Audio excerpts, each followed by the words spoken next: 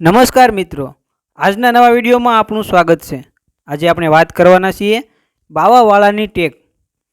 સવારને પહોર સૂરજ મહારાજ core કાઢે અને સાંજે મહારાજ મહેર બેસે।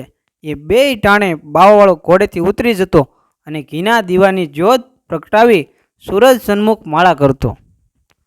સાહેબ તેવી સંકળામણમાં પણ એને આ વ્રત ભાંગ્યું નહોતું।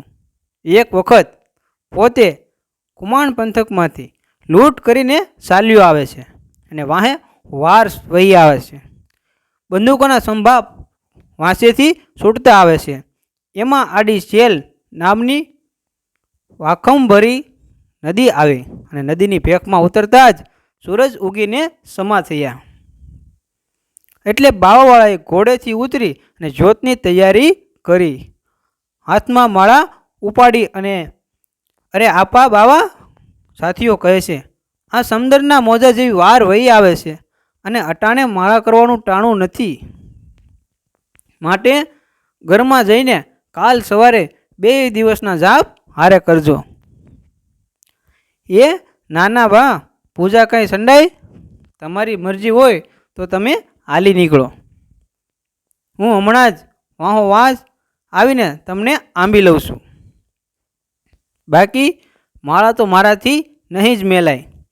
કહેવાય છે કે તેના સતને પ્રતાપે વાર આડે માર્ગે ઉતરી ગઈ અને બાવાવાળાએ માળા પૂરી કર્યા પછી જ આગળ ડગલું દીધું। છલાળા ગામમાં તે વખતે દાન ભગતની વેળા ચાલે છે। આપો દાનો કાઠિયોના પીર કહેવાતા। ઠેકાણે ઠેકાણે એના પરસાની વાતો થતી। દાણા મહારાજને 3 ભુવનની સૂજે છે।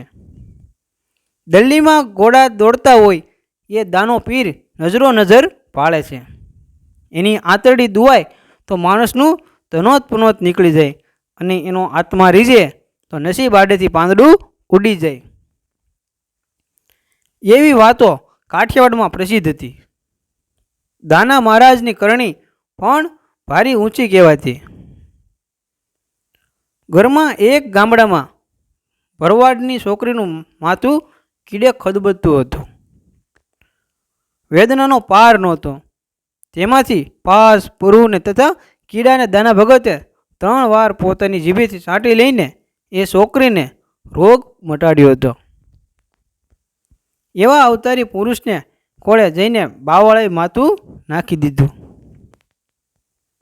હાથ જોડીને એને ભગતને મર્મનું વચન છોડ્યું કે બાપુ, જો જગ્યામાં દિવાલની તૂટ પડતી હોય તો હું માગો તેટલું મોકલી દઉં। કાં બાપ, અવળાવેન સીધ કાઢે છે, ત્યારે શું કરું? મેથી આ દોડમાં રોજ 2 ટાણા દિવેલ સાથે રાખીને દીવા કરવાની કડાકૂટ થતી નથી અને વાંચે રાજ રજવાડાની કિસ્તું ગોતતી ફરે છે। એટલે હવે મારો દીવો અહીં જ કરતા જાઓ। બાવાવાળા, એટલા સારું જગ્યાને આળ કાં દે બાપ? જા કોડિયામાં વાટ મેલીને સૂરજ સામે ધરજે। તારા દીવામાં દિવાલ પણ સૂરજ જ પૂરશે અને જ્યોત પણ સૂરજ જ પેટાવશે। જાપ કરતાં આળસવું નહીં। જ્યાં સુધી જાપ કરીશ ને ત્યાં સુધી વાર તને વીંટાળીને ચાલશે ને તોય તને નહીં ભાડે। અને બાપુ, મારું મોત જોત ન થાય ત્યારે જાણજે કે તારે માથે ઘાત છે, બાકી તો દેવળવાળો જાણે।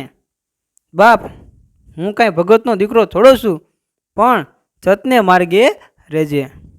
મિત્રો, તમને જો આ વિડીયો પસંદ આવ્યો હોય તો વિડીયોને શેર કરો અને વિડીયોને લાઈક કરો, તેમજ આવા અવનવા વિડીયો કે જીવનમાં કંઈક શીખ આપે તે વિડીયો જોવા માટે અમારી ચેનલને સબસ્ક્રાઈબ કરો। આપનો ખૂબ ખૂબ આભાર। જય શ્રી કૃષ્ણ।